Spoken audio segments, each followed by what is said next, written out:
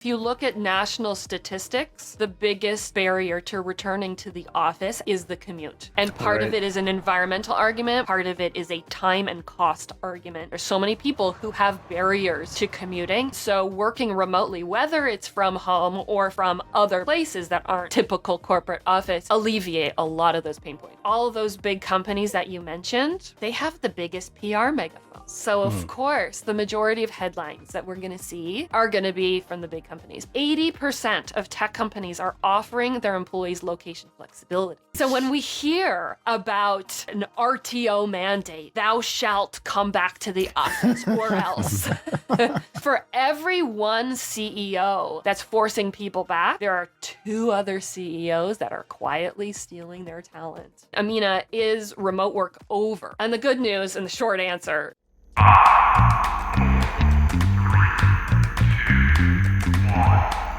you're listening to. Welcome to What the Tech, your gateway to business strategies and tech secrets shaping today's workplace.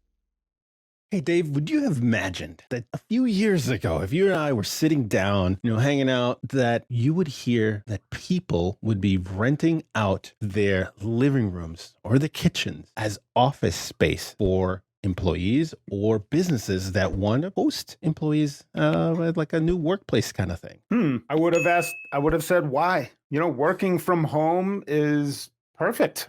Some people want to be in their home 5 days a week. They can work virtually. Why do we need a physical space anyways? And especially, why do we need something that's just kind of on a per day or an ad hoc basis? I would wonder why that was such a big deal, Rolando. Me too, because there's a lot of companies that have invested heavily in their commercial spaces. You look at what Google has done with their campus. You look at what Meta has been trying to do with Willow Park and some of the investments around their campus. Yeah, LinkedIn as well. You look at Nike. You look at what Microsoft and Salesforce. All of these big companies have invested heavily in commercial real estate. But you know what? Something called a pandemic got in the way of all of those plans and upended life at work as we used to know it. And we're going to explore that and more with our upcoming guest. But before we jump into our guest today, Rolando, don't we have a couple of shout outs to throw out there? Yes, we do.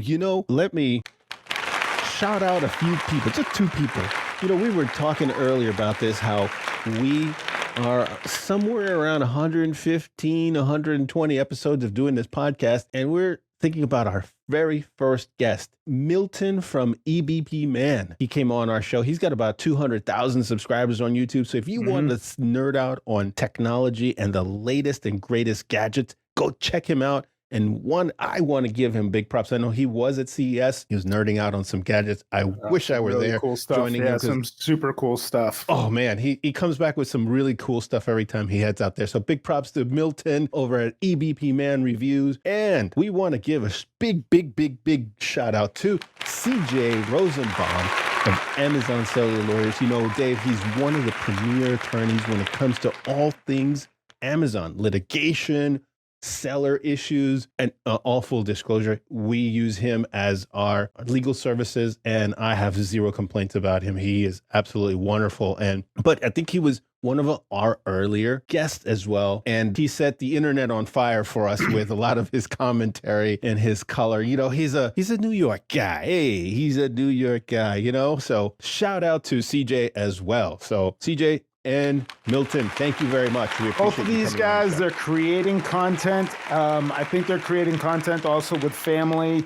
And I know that CJ recently made a video. It was him and his son riding dirt bikes. So, hey, a father-son duo that's out there getting dirty, but creating content at the same time. Talk about they're documenting, right? They document what they're doing, and then they add the messaging to it. And it's interesting for folks like us to consume. So, hey, good job to both of these folks. They do a kick-butt job out there creating new and fresh content often, all the time. I know. I enjoy the adventures of CJ and Milton. So, Dave, let's jump into our guest for today, Amina Moreau. When she came onto your radar and you said, hey, we got to talk to Amina because she is doing some stuff that is right up the alley of the things we've been talking about, like with Professor Nick Bloom from Stanford, Steve Cadigan, formerly of LinkedIn, and so on and so on. I was like, yes, let's do it. Let me tell you a little bit about Amina. She is a chronic entrepreneur. I want to ask her about that. And a visionary force behind Radious, her latest endeavor. Radious is an online platform transforming the concept of remote work by outfitting residential properties with workplace amenities, offering them for company workdays and team meetings that are available for a daily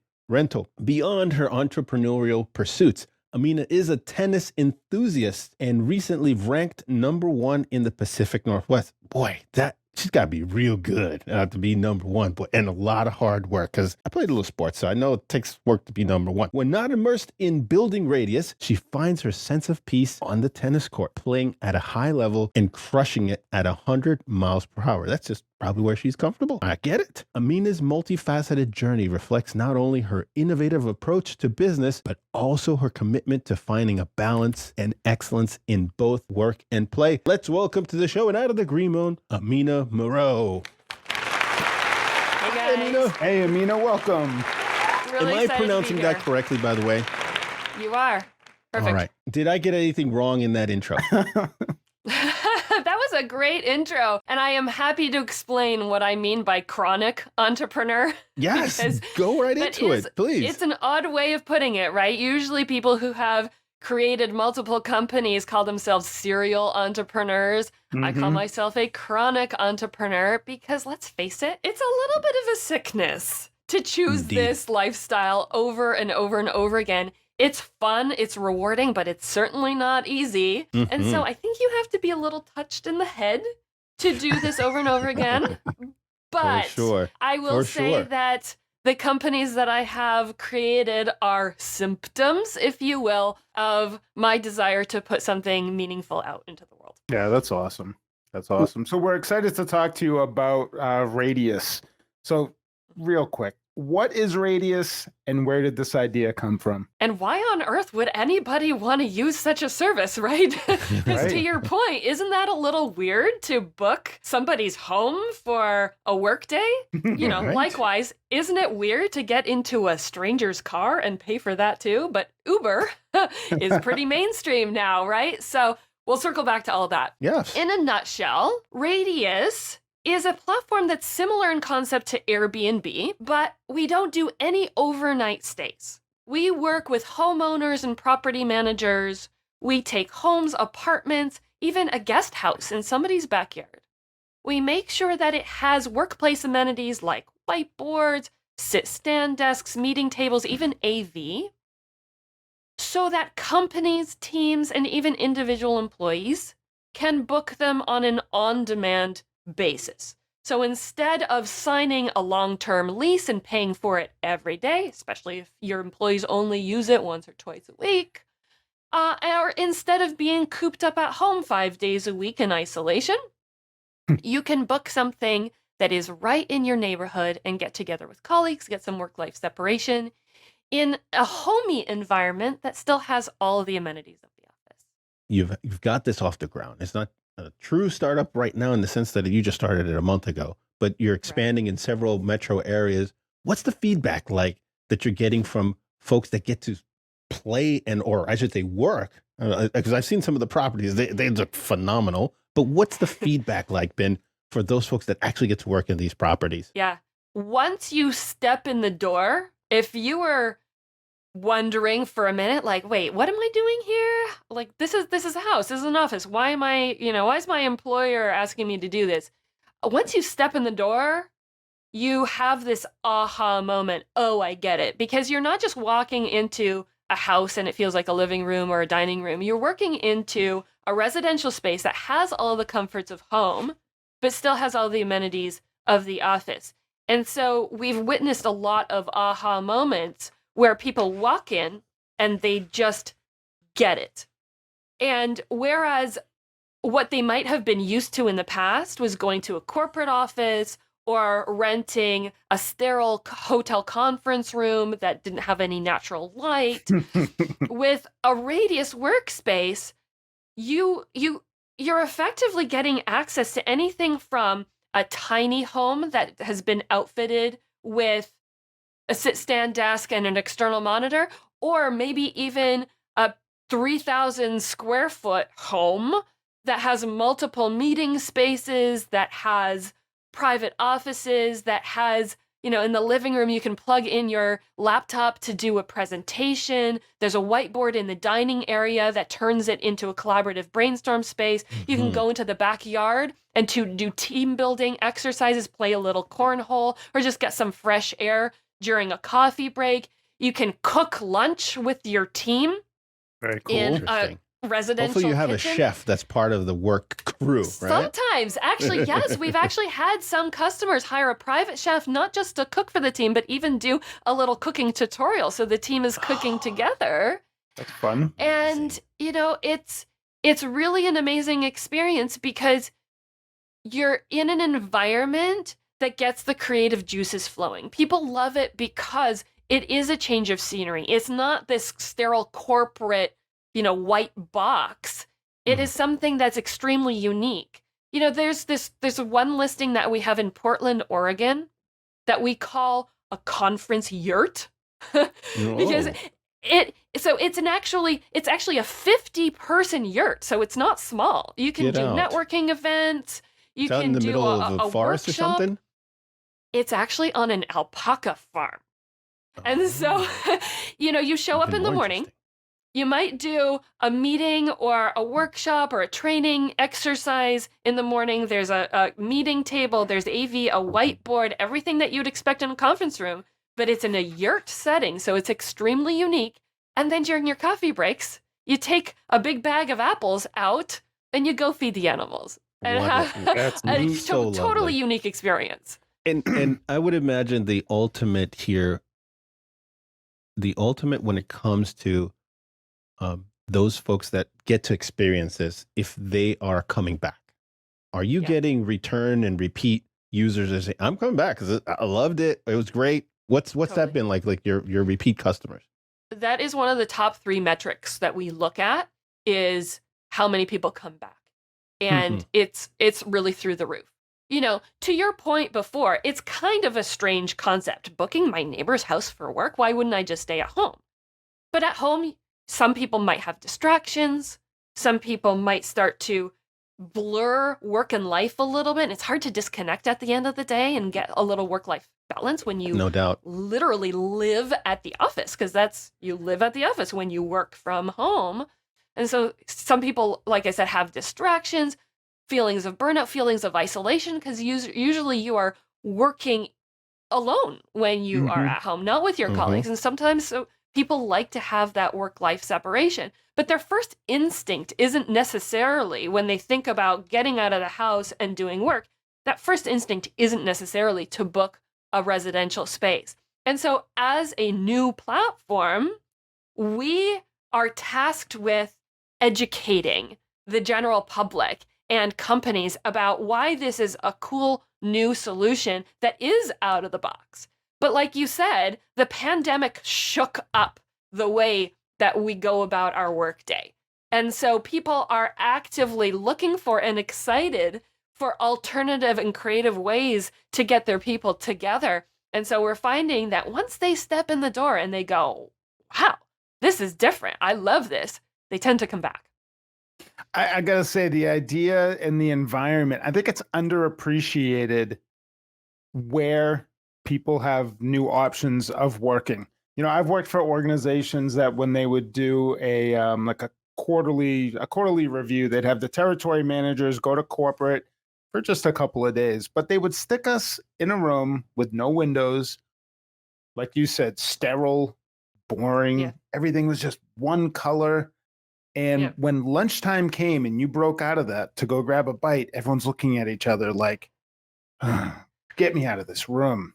And the idea of a view, colors, an environment, something that's homey, very attractive. And I can see how that would reduce fatigue, increase concentration, make people want to collaborate versus make people want lunchtime to come as fast as possible. I think it's a very creative idea, and probably a fantastic experience for the guests that are coming on.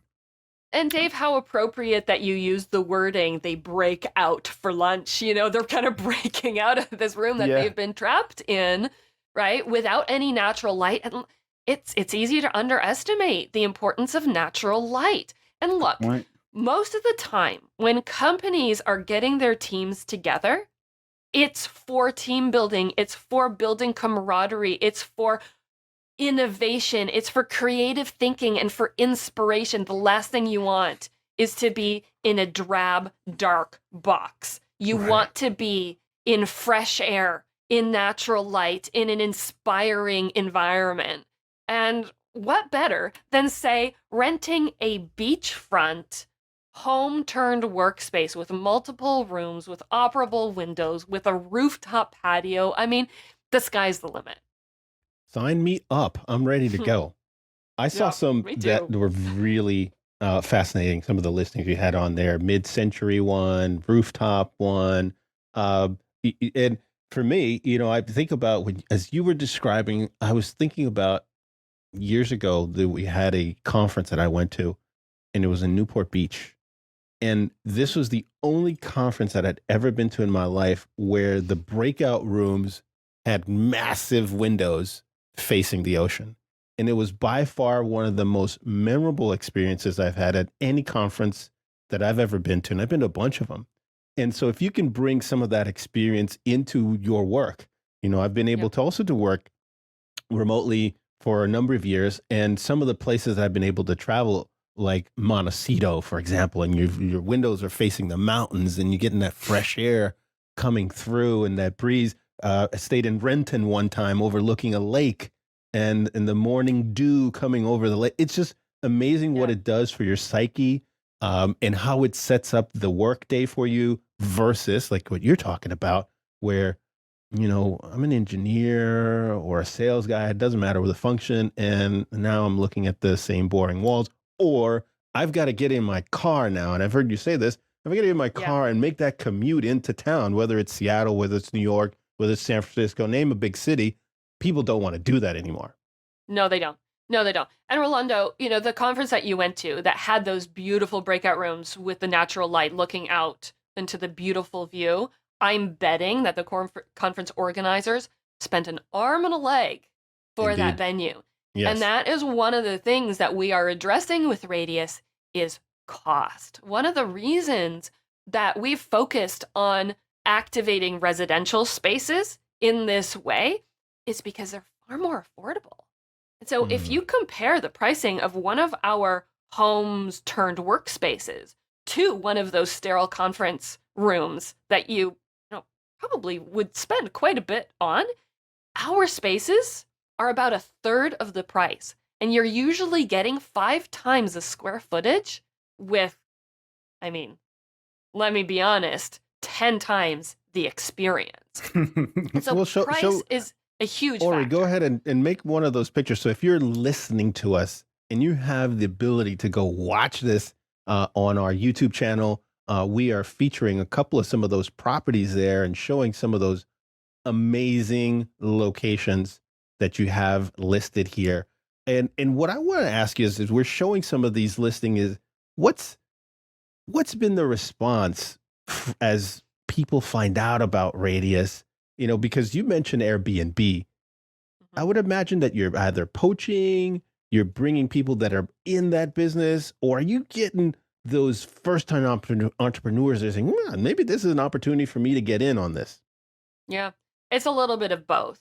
There are a lot of people who have never been able to monetize their own homes on a platform like Airbnb because if you think about it, Airbnb is an overnight platform. So if you live in your home, in order to accept an Airbnb booking, you would have to find a place for your entire family to sleep for the duration of that booking. And that's kind of unsustainable. Whereas with Radious, we're just during the day. We're 9 to 5 or 8 to 6. So we have, I would say about a third of our properties are actually lived in by families. And it's a really great way. And frankly, I'm pretty proud of this, that we're actually helping families with housing affordability. They're able to subsidize their rent or mortgage with this new income stream. Maybe they leave and go to an office 2 or 3 days a week and their house is just sitting empty. Why not monetize it? I like that. You know what? I'm gonna give that a clap because you're bringing, you can make homes more affordable. In that, Absolutely. I can maybe live in a neighborhood that I could not live before because I love the parks or I love the school system, whatever. And That's now right. if this is an option where, part of that rent or mortgage or whatever is offset by this type of activity, you could see a more diverse neighborhood even. I remember when Google Fiber was being rolled out because it was the first of its kind in laying fiber optic to the home in Kansas City. And people and businesses were buying up properties all around that area wherever they laid out because of the need for fast internet. But I could see in some similar fashion where people could go back into neighborhoods they thought that were out of their reach because of this ability to subsidize their income. Yep. Yep. Absolutely. It's a huge problem. And not to bang on Airbnb too much, but a lot of times as a platform, they are accused of stealing away housing inventory That's right. because a lot of properties are then earmarked for short-term rentals as opposed to long-term housing. And so they get a bad rap. And look, I do think that in some cases they can help with housing affordability too if you are renting out, say, just a room in your house. But it's much more difficult to do. And the two social and environmental things that we're really excited about with Radious is that actually really three is that we help with housing affordability. We help also to make workplace tools more accessible to people by being right in their neighborhoods. And then on the environmental side, reducing carbon emissions. Because since we are focused on residential properties tend to be in residential neighborhoods, precisely where people live. And so if you can walk or bike or drive 5 minutes instead of 50 minutes to one of our workspaces, instead of commuting long distances to a city center office, then you're saving a whole lot of time that you could otherwise be spending with family or in other more productive ways. But then also we're taking cars off roads, and that has so many benefits. No doubt. Let me just Yeah, boy. Flavor Flav would agree with you.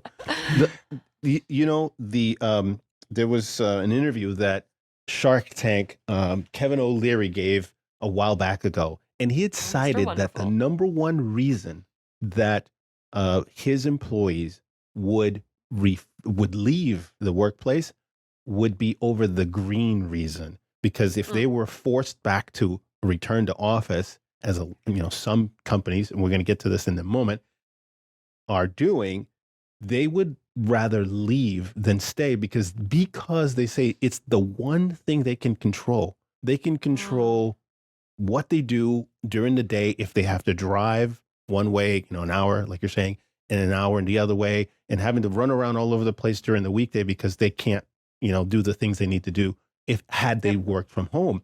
So that is not a little thing. When some shark is telling us that his employees of all the companies he runs, it's the number one reason they would leave if they had to leave because of return to work or return to office.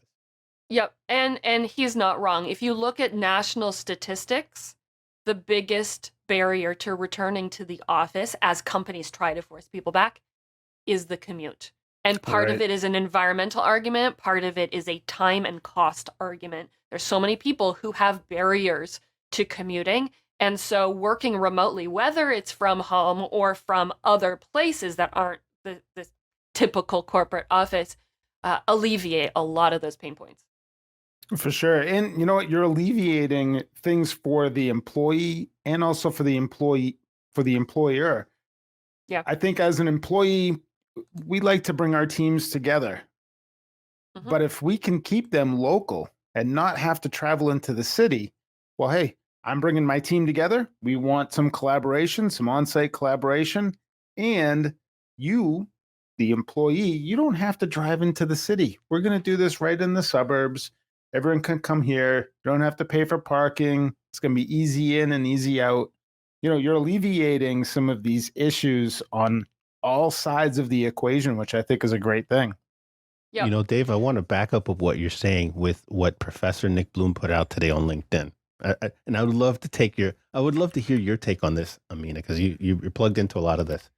He put out 5 things about hybrid and remote work. He says the average grooming time saved by work from home is 5 minutes for men and 12 minutes for women. And for women on a hybrid schedule, that's at least a day per year. That's 1. Number 2, there we go. That's the one right there that Ori has on the screen. Number 2, for women, the big time savings is less makeup. For men, it's less shaving. Number 3, folks get more sleep when they work from home. A huge health benefit. Sleep is so underrated, but there's a lot more people, Huberman and Dr. Attia, all these guys are talking about sleep.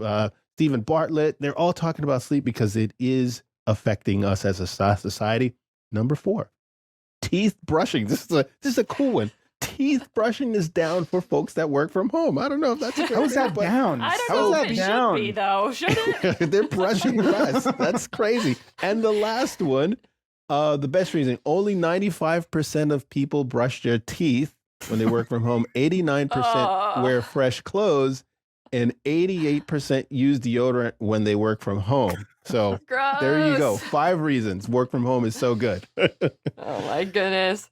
The teeth brushing thing doesn't necessarily make sense to me. My dentist wants me to brush my teeth after every meal. I'm able to do that here. I was once caught brushing my teeth in an office years ago, and everyone was talking about it. Dave, I heard that you were brushing. I'm like, you haven't heard of brushing your teeth after lunch? Please. So that was judgment zone for sure. But I'm surprised that people are brushing less. Yep. Gross. That is surprising. But I mean, the other stuff kind of makes sense, right? I mean, look, and here's a little TMI for you. But, tomorrow, I have an all-day event that's in person. So I'm actually going to be at a Radious space, and we're doing a really fun pop-up co-working day with our community.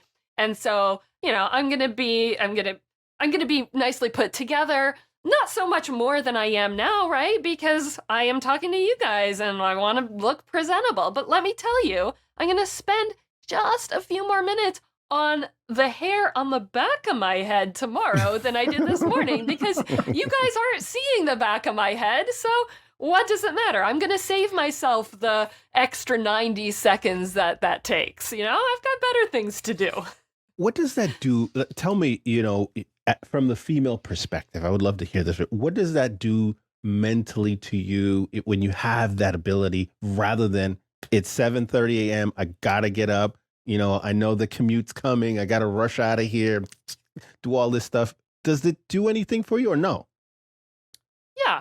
I mean, certainly it does. And, I don't know how big a gender difference there really is. And it also depends on the individual. I'm not an ultra high maintenance person. I don't spend hours in the bathroom, getting ready in the morning. But, I do like to look nice. And there's something also to be said for putting yourself together, even if you are working from home and not having any meetings that day, because it puts you in a certain mind frame that, it's like during the pandemic when people weren't commuting because they were stuck working from home, a lot of them did fake commutes where they would just walk around the block pretending like they were going somewhere just so that they could get into the right frame of mind and also create a little bit of a work-life separation moment where they were getting themselves in gear. And then after the day was over, they would walk around the block in the reverse direction and then come back home. And so having these little rituals, I actually think helps from a mental health perspective and a work-life balance and separation perspective. I think it's healthy. Well, I do a little bit of what you just said. Definitely after work, I call it the work juju. I go out right up behind me here, and then go out. There's a park and then a little river, and it just does wonders. Just a nice walk. It's about a good 30-minute walk. I get my steps in for the day, and it's just fabulous being able to do that. And I would imagine using those properties that you have. There, a lot of them seem to be in just beautiful locations. And I want to go into a little different direction with you on this and talk a little bit about the aspect of it. So if somebody was contemplating this, we talked about that. It does have some potential supplemental income. And I saw a video where you were talking to some investors, and that this is very different from an Airbnb in that you can monetize the off season. And I didn't even realize this was a thing. Like, if you're on Airbnb, the vacation season is hot, right? If you're in one of these cities where people are traveling, right? And you're going to get a lot of that traffic. But during the off season, I didn't even realize that this was a problem for folks that are doing Airbnb. Mm-hmm. It really is. So, like you said, it depends on the geography you're in, and there are some geographies that don't have vacation seasonality because they are popular destinations in the summer, but maybe they have mountains and you can go skiing in the winter, etc.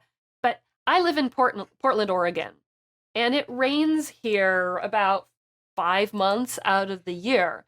And yes, we have a mountain and good skiing, but it's 90 minutes away. So if you're going to get an Airbnb, it's going to be over there. It's not necessarily going to be in Portland. And so Airbnb hosts and hotels in general see a significant seasonal dip in the winter when it comes to tourism. And so we're able to let them know that with Radius, there actually isn't very much seasonality. Office space is in vogue and in demand pretty much every month of the year. Maybe there's a little bit of a dip in August when a lot of working professionals take vacation with their families. But even then, kids are home from school for the summer, and working parents sometimes need a place to escape to get their work done. And so even that dip isn't that big. And sometimes we even see a spike in business in July and August. And so it's a really great way for Airbnb hosts to supplement their income during the slow times. And we actually have a calendar syncing functionality so that if you get a booking on Radius, it'll automatically block off people's Airbnb calendars and vice versa. So they never have to worry about a double booking. And then in those geographies where like seasonality is not really an issue, weekdays are an issue. And that is true pretty much all over the world, where Airbnb business tends to be busiest Friday through Sunday because people tend to take weekends for recreation, but Monday through Thursday tend to be a lot slower even during the busy season. That's our bread and butter because we're a workplace platform, and work days are when people get work done. And so we're able to tell Airbnb hosts, hey, let's fill in those slow days through the week as well.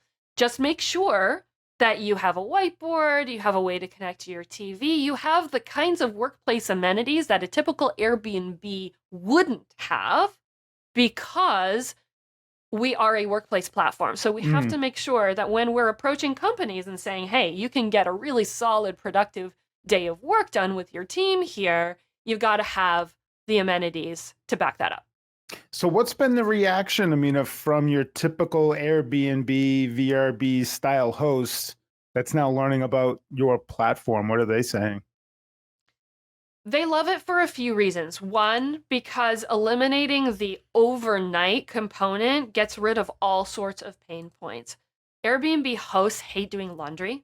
It Someone takes else's a laundry. long time. Like, who doesn't hate doing laundry, right? But when you're washing strangers' linens and you have to do it for multiple bedrooms, it takes a long time. It's laborious. You have to sit there and wait for the machine to finish and then load the next machine. Yeah. So it's a lot of work. It's a lot of risk, actually, having overnight guests too, because parties tend to happen at night. Those. Yeah. Right? Didn't Airbnb have some hot water issues when it came to this a few years ago? Yeah.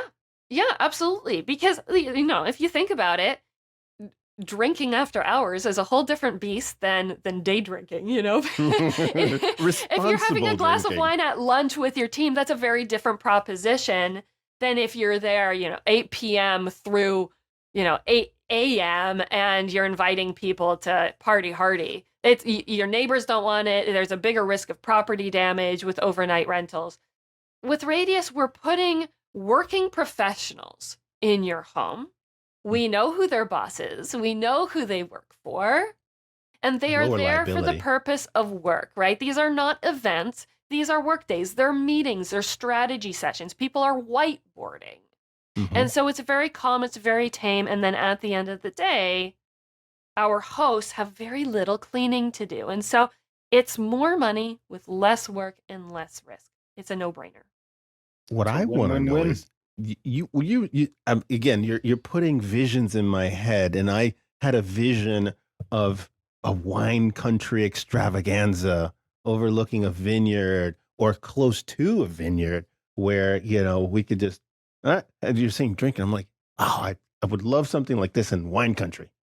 Mm-hmm. We Be got it. able to go in got the it. day and and work or overlook the scenery and hey everybody, it's after hours. Let's walk over to the vineyard. That's right. And look, we recently expanded into the Bay Area and we picked a point and then we drew a radius, no pun intended, and then turned it into a circle of areas in the Bay that we wanted to cover in our initial launch there. And that circle is pretty large. It goes all the way from Santa Cruz all the way through Marin County. And so we've got wine country, but then we've also got the beach. And then everything in between. We've got San Francisco and the peninsula, San Jose. We've got the East Bay, Oakland, Berkeley. Because if you think about it, there are a lot of working professionals that live in the East Bay. And pre-pandemic, they were used to commuting every single workday into the city. They would get stuck in traffic on the bridge every day, wasting time, burning fossil fuels. Now, they can book a Radious workspace that's right in their neighborhood, maybe even walk there, save themselves the time and the carbon emissions, have it be much more convenient, and then a much more unique experience than going to a corporate office. Well, you just walked right into the thing I really wanted to ask you about, because corporate offices in the past 5 years through the pandemic as well, there's been major investments with companies like Meta, Google, Salesforce, as well as some startups. You think about what Anthropic and the AI craze has set off around Silicon Valley. These cities are all ideal, but I would imagine that a lot of these workers and companies, they're probably, some of these are weighing their options. But when you're talking Meta, Google, Salesforce, all three have been very heavy-handed in some way in mandating their RTO, their return to office. What are you hearing when it comes to this return to office? Some of the employee pushback, and Amazon's also been thrown in the spotlight in this as well. When in your neighborhood, you've got Nike as well, being very heavy-handed with return to office. Where's the leverage point for what's happening? I get a lot of questions, especially since there are a lot of headlines recently about big companies forcing people back X number of days per week. So a lot of people ask me, Amina, is remote work over?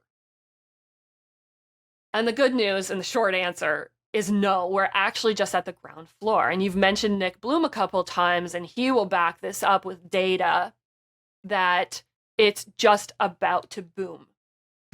One thing to remember is that all of those big companies that you mentioned, they have the biggest PR megaphones.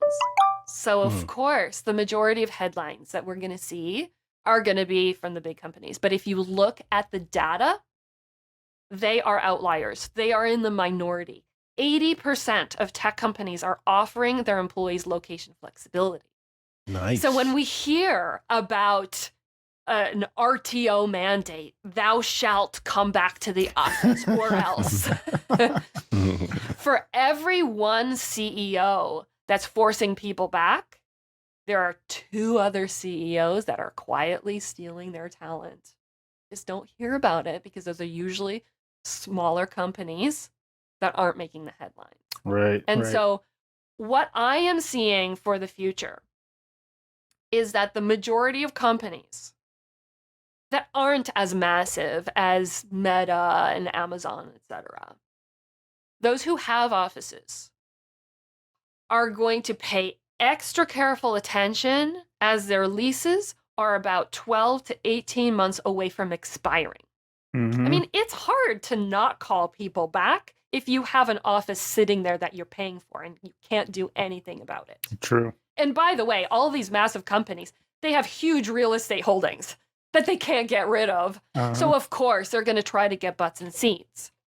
But over the next 3 to 5 years, I predict that we're going to be seeing a massive wave of lease non-renewals because CFOs are going to look at their P&Ls. And as these lease terms are starting to come up, they look at the numbers. They see, we're paying for office space 7 days a week. Our people are using it once or twice. The math doesn't work. This is not financially sustainable. And instead of renewing, they're going to let those spaces go.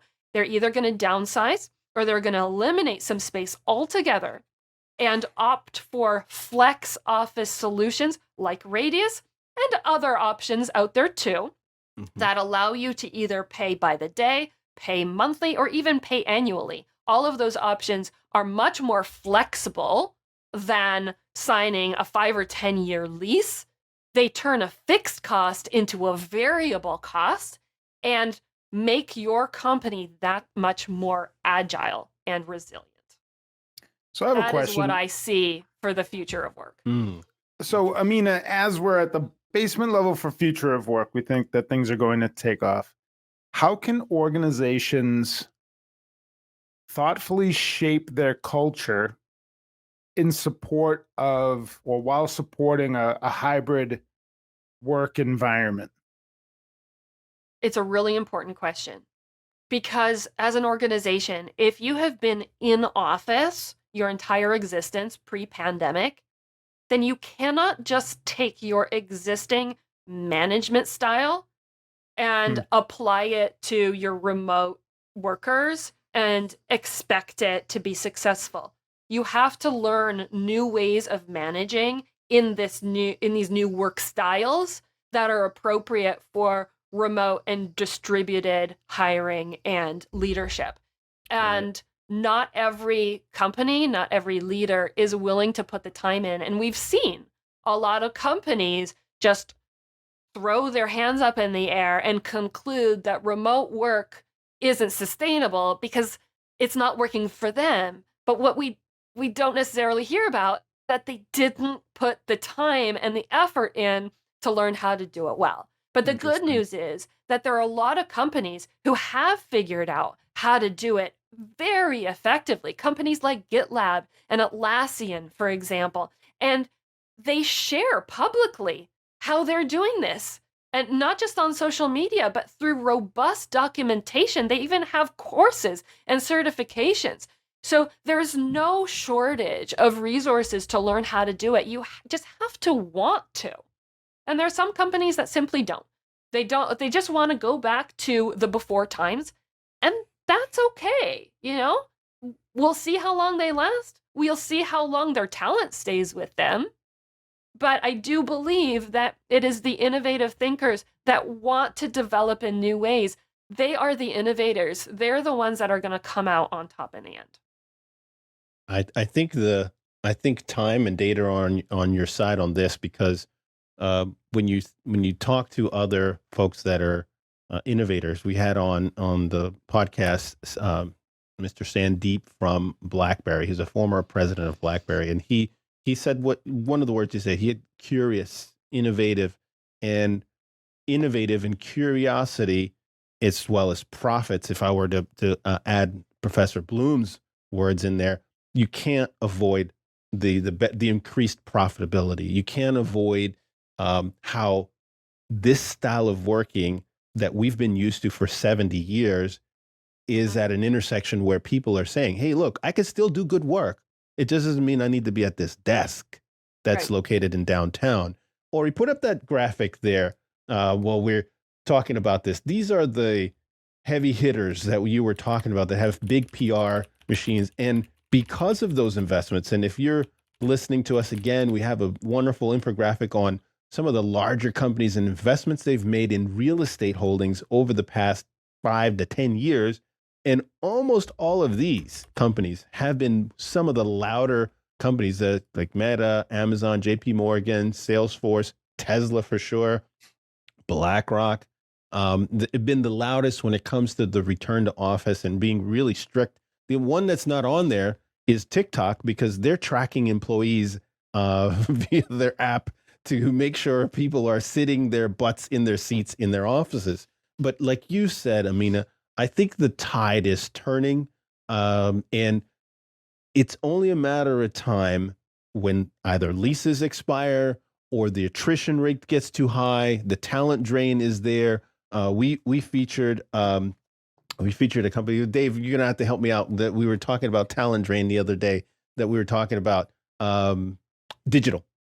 When you have a talent drain, that innovation curve starts heading downward and it just spirals downward, the culture, the management. So it's going to require a will to want to do new things, like the CEO from T-Mobile. He came in, everybody hated the wireless industry, and he turned it around from a company where it was notoriously at the bottom of customer surveys to being now one of the premier wireless companies because he did turn around the culture. He did change the management. So it's doable.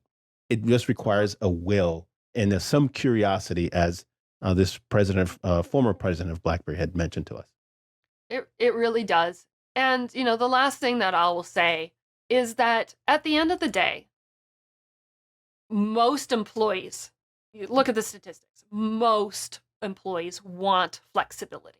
They want to have a level of choice in how and where and even when they do their work.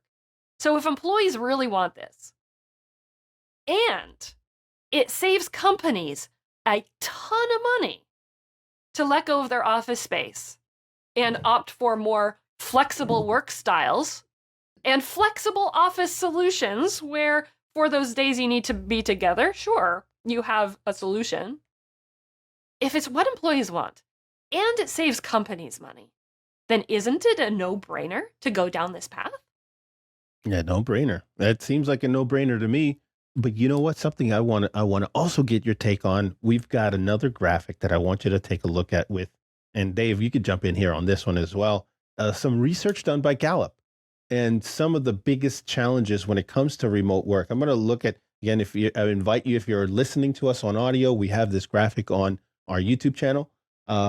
In terms of the 5 greatest drawbacks for organizations when it comes to hybrid work, they've cited decreased workplace communication, decreased collaboration, a negative impact on workplace culture, lower productivity, and 5, decreased creativity or innovation. And Amina, we've been just talking about this, how having the right space that is with light, with trees around you, a park, a river, a sun, all these things addresses all of this because decreased workplace communication. If you're, going to a neighborhood home that is the meeting place for your engineering team, you get that. That also addresses the decreased collaboration, impact on workplace culture. You still have a way to meet with other people. And if meeting people is part of the workplace culture, it addresses that. I would imagine it also would address the productivity issue. And Professor Bloom did talk about productivity and its impact on work when you're doing remote work. And he had some statistics, and I invite you to go check that episode out if for those that are listening, if you want to hear about productivity and remote work and the creativity or innovation, like we were talking about earlier. I loved the fact that I went to a conference and they had big, huge windows in Newport Beach, and I'm looking at the beach as the conference is going in the breakout rooms. My frame of mind was more receptive to learning versus, just that white light that's above your heads, four walls, somebody holding a microphone, you're sitting at a desk and writing, right? And you're like Dave said, I'm looking at my watch for lunchtime. Yep. The study that you just had up on the screen, you were saying that those were all of the downsides of remote work. I would be really curious to know how they defined remote work. And forgive me because I'm going to vent for a moment. Go for it. One of my biggest frustrations in the future of work conversation right now is that a lot of people are using the terms remote work and working from home interchangeably without even realizing it. I think we all recognize at this point that they're not synonyms. They absolutely were during the pandemic when working from home was the only way to work remotely. Right. But they're not the same anymore now that the pandemic is pretty much over. And the problem with not having a clear definition of remote work is that if you conflate these two terms, then you risk generalizing the pain points of working from home with remote work as a whole. And we all know that while many people love working from home, I am one of them, working from home can have distractions. It can feel isolating if you are physically away from your coworkers. And it can cause feelings of burnout because you don't have adequate work-life separation. But these pain points are not necessarily generalizable to remote work as a whole.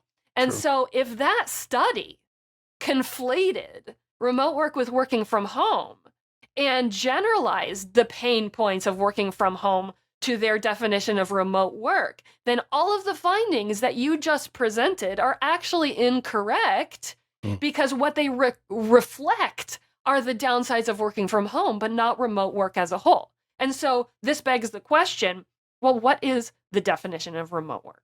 And I think everybody has a slightly different one. And the one that I would like to propose that we all align together as a global society is that remote work is simply working away from a traditional corporate office. And if that is the definition, then there are 1,000 different ways to work remotely, working from home being one of them. But some people define remote work as being away from people, right? Remote is usually away from something. So what is it away from? If it's away from people, then yeah, it's going to feel lonely and isolating, and there are going to be implications for communication and collaboration and all that stuff that you just presented. But if it's just working away from a typical corporate office, then there's so many ways to do that.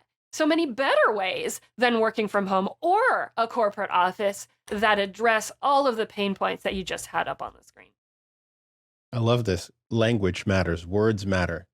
Words matter. Words matter a lot. And the more you talk about communication and collaboration and how we do work and the future work, all of these are new terminology that we're putting out there in the world. And it really is something to admire that you are really wanting to define this well, because I think, we're beyond just the early days of the pandemic, like you said, where we were all at home. And so that was the definition of remote work. No more that we're in that era. We're way beyond that. But, I want to roll the clock back a little bit, because one of the things that is a curious thing that you mentioned was being an entrepreneur and being a chronic entrepreneur. And as an entrepreneur myself and starting this business a little over 20 years ago, I became an accidental entrepreneur. So I wanted to find out from you how you got that entrepreneurial bug that eventually led to where you got to with Radious.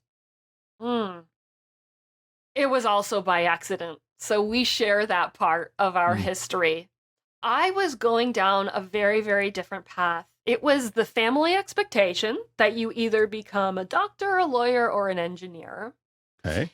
And so for the majority of my life, I thought I really wanted to become a doctor. And it wasn't until I was on the pre-med track that I realized that it was more of a family pressure situation than it was an intrinsic desire.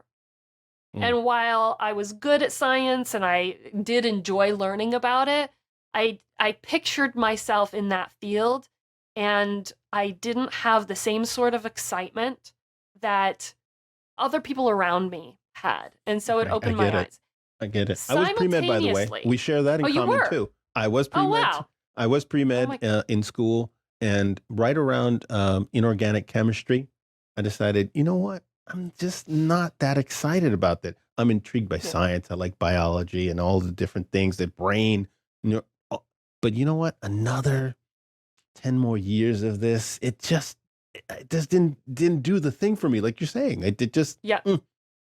Yeah. And it could have been 40 more years of it, right? If you had actually gone into the field or more even. So yeah, it's right. And life is too short. If you're in a privileged enough position to get to choose what you do for a living, then life is too short to not do something that you enjoy. Indeed. And now I was lucky that simultaneously, when I was going through a little bit of an existential crisis, because this thing that I thought I wanted to be my whole life turned out I didn't. At the same time, my business partner at the time, we were at the same school, we decided to create a filmmaking company. And it was kind of by accident, simply because we wanted to make a documentary, but we didn't have any money, we didn't have any equipment, and we were in a bit of a pickle. How do you make a documentary without either of those things? And so we ended up launching a little business to shoot people's weddings. And we thought, if we do this for a little bit, then we'll make a little money, we can afford some gear, and then we can make a documentary. And 20 years later and 5 Emmy Awards later, we have a global filmmaking and marketing business that has taught all over the world. And it ended up spinning off a bunch of projects that became their own startups and companies in their own right. And simply because we saw gaps in the market. We saw opportunities to solve problems for people that our original company wasn't geared to solve. And so we spun off these other ideas because we were just solutions-driven people and wanted to lend a hand. And also just kind of see if we could. And so over the course of my career, I have created now, I think it's 5 companies, including Radious. 2 of them actually went on to be acquired. And it's something that was never in the life plan, but since I became an entrepreneur, I learned so much about myself. I also discovered that as an athlete, I am built for this. I never knew that. But there's so much that translates from high-level athletic training to business, and the kind of challenges 100%. you have to overcome, and the kind of grit that you have to have, and the problem-solving skills, all of it. It's all translatable. And now I love it. It's certainly a double-edged sword because entrepreneurship isn't easy, but that's part of what makes it exciting. It's certainly not passive income. There's a lot of quote gurus out there selling passive income, and that's a lot of baloney. Certainly in our field, in what we do in the IT business, the ones that have become successful are not the guys and gals that are looking at this as passive income. And certainly the athletic background is a big benefit because you're used to competing. You're going to get beat up by an opponent that's faster, stronger, right? Sure. And how to come back and bounce back from that. And Yep. that's one of the things as a fellow entrepreneur to another entrepreneur, I want to ask you, because I learn a lot from mistakes. I hear other folks that are business owners as well, mistakes they make. And we recently had a guest, James Orsini, who works for Gary Vaynerchuk. And he said, Gary hired me because I had 26 years of failures and mistakes that he wanted to avoid. So I want to ask you that question. What has been a failure of yours as an entrepreneur that made you a better entrepreneur? Mm. One that immediately comes to mind is several years ago. This must have been at least 10 years ago by now. I had a couple of business partners in a company that we were running together. And the two of them, extremely ambitious guys, really loved the spotlight. And they, when you get into business for yourself, oftentimes it's because there is a craft that you love. For us, it was filmmaking. But a lot of people, a lot of artists, for example, they don't get into business because they love business. They get into business because they love their craft and they want to make it more sustainable. And that was the case for all three of us. We didn't love business, but we loved our craft. And the two of them were much more motivated at continuing to excel and push themselves in their craft than to learn the business side. And at the time, it felt like I was the only one that was coming to terms with the fact that if there wasn't anybody that was tending to the business, that this business simply wouldn't survive. Like, you have to pay your taxes. You have to market the company. You have to engage in sales. You have to put a team in place to manage customer service, right? There are things that you have to do in business in order to just stay alive. You can't just be good at the craft that you're selling or the product or the service. And so we fell into these roles, not necessarily because we chose them, but because we were reacting to the situation, or at least I was. And I sort of got stuck with leftovers. And what it meant was I didn't have as much time to pursue the craft part and to continue developing. I did make the effort to, but I was then tending to the business. And, honestly, I felt pretty bitter about it because I didn't love that. Sure. But because I was sort of forced into it, it taught me a heck of a lot about what it takes to build and manage a sustainable business, how to get to profitability, and how to grow. And so while in hindsight, I wish I had been a little bit more forceful in demanding what was going to be right for me as a human, I've learned that lesson. And now I apply it every day. But also, I have learned the lessons of what it takes to build a successful company. And now I'm able to replicate that with Radious and who knows, whatever other companies I create beyond. But like you said, there is tremendous value that comes from learning from other people's mistakes and other people's failures. So it's so important to have mentors, advisors, and I didn't always do that either. And we reinvented the wheel many times over as we were creating our first businesses because we actually didn't want to look to other people because we wanted to just create our own thing. We were a little stubborn about it. And on one hand, it worked really well because we were able to differentiate because we weren't just looking at what other people were doing and then trying to force differentiation. We really looked within and asked ourselves, if we were our own customer, what would we want? And what brings us joy and fulfillment in how we build this company? And we just did that. And it happened to differentiate us really, really well.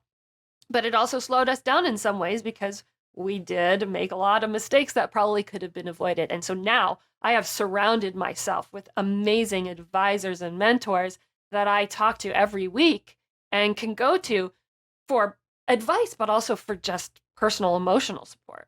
It's incredible. Yeah. The journey of an entrepreneur is can be very tortured at times because, you value yourself through the lens of your venture that you're working on, your business, and you ride the wave, things are great. Woo, it's a party. And then, oh no, what's happening? And you're like, what am I doing wrong? And having those folks that you can go to for, counsel, advice, personal as well as other, it really is helpful. And I have a handful of folks that I go to when, when I get that wave, oh yes, and then, oh no, oh yes, and oh no. It's hard for people to understand that when you've got all those things on your back, but it's great to hear that you've also surrounded yourself with a crew. I'll call them a crew. Yep. That's there Yep. for you. And it takes a village. I think so. No, any No. one person can do this alone. My goodness. Oh no! You gotta have a good team, and you gotta be ready and prepared. And you since you're a tennis player, we're gonna do a rapid fire segment where we're shooting hard and fast at you to see. Nice. And this is just fun. Again, nothing here where it's super serious. We're just gonna ask you a series of questions, and whatever hits your brain, whatever hits your mind, you tell me what you think when Dave and I give you this phrase. So you ready for rapid fire? Ready. All right. I'll kick it off. Walmart versus Amazon. Ooh.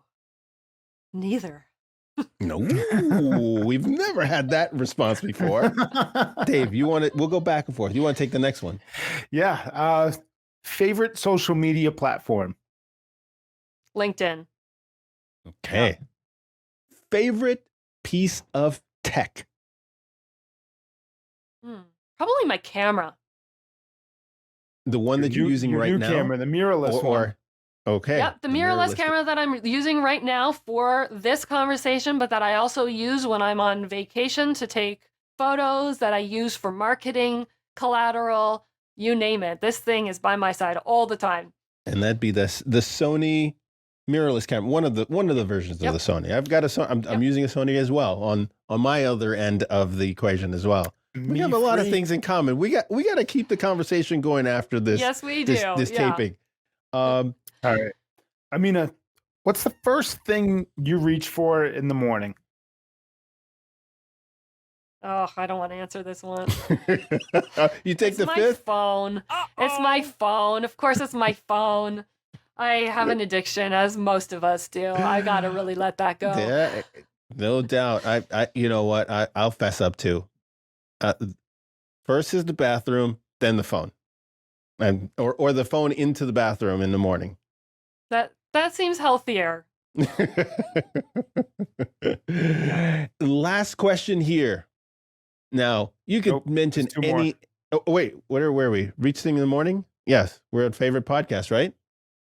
Yep.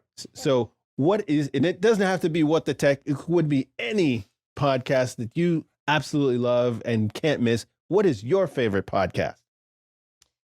You want to know something? Is that I typically listen to podcast episodes when people send them to me, when they make recommendations. I am not loyal to any one particular podcast. Okay. And part of the reason is because I don't have a long commute. and I find it hard to multitask. Like if I'm emailing, it's really hard for me to even just listen to music, even if it's just ambient. I have to have quiet. So the only time that I would have to listen to a podcast is if I were commuting and I don't have a commute anymore. And so I listen to podcast episodes when people send them to me and say, Amina, you got to listen to this. You're going to love it. But otherwise, I don't have a go-to. But open my mind, because if you think that I should, then I'll tell you the one that I'm nerding out on right now. I shared this with our team as well, is Stephen Bartlett's Diary of a CEO. He's a British citizen, and he's on the British version of Shark Tank called Dragon's Den. And he's had a number of different guests, some professors, some doing groundbreaking work in the field of nutrition and health and all different type business. He's had celebrities, he has musicians, but he's really tapping into something, podcast, and having all these different thought leaderships and people that are leaders in their business or industry, and then sharing either their stories and their successes and failures. And then, you take away, what you learn, a few things. That's what I love doing. I love learning. And so anything that's going to give me a leg up or teach me a little thing or two. So Diary of CEOs is one for me. We're learning a lot. We're learning a lot, about him, not just with the content that he puts out, but how he puts it out and his production style and their thumbnails. And the Diary of a CEO, Stephen Bartlett. Yeah, hold on. Big props. Big props to Stephen Bartlett and Diary of CEO and Grace Andrews, who's the head of marketing over there. I'd love to talk to Grace or Stephen. So come on down. I got an open microphone for you. And Amina, the last question in our rapid fire. What's a book that you've read that was just game changing for you? Mm. You got a bunch of them behind you. Yeah, it's hard to pick just one, but I really loved Grit by Angela Duckworth. Mm. She defines grit as the combination of passion and perseverance, which CEOs need to have, entrepreneurs need to have, athletes need to have. Frankly, I think it's great for anybody to have, but it was a fascinating book that taught me a lot about myself and where some of the traits that I have in my personality came from. That's Oh, I great. love that. I'm going to have to check that out. And lastly here, not a rapid fire question, but if folks want to follow you, get in touch with you, what's the best way they can do that? I am quite active on LinkedIn, so connect with me there. Send me a DM, certainly by email. And if you'd like to check out the Radious platform, you can find that at radius.pro. Awesome. Well, thank you, Amina. I really appreciate you coming on today, giving us a wealth of information. And if you're curious to learn from other company failures and want to avoid big mistakes, check out our previous episodes where we reveal several missteps from companies like Compaq, Sunbeam, and Sports Authority. I love that one, Dave, with your story from Sports Authority. It was awesome. It's hilarious. I won't give it away. So if you haven't heard that episode, go check that out.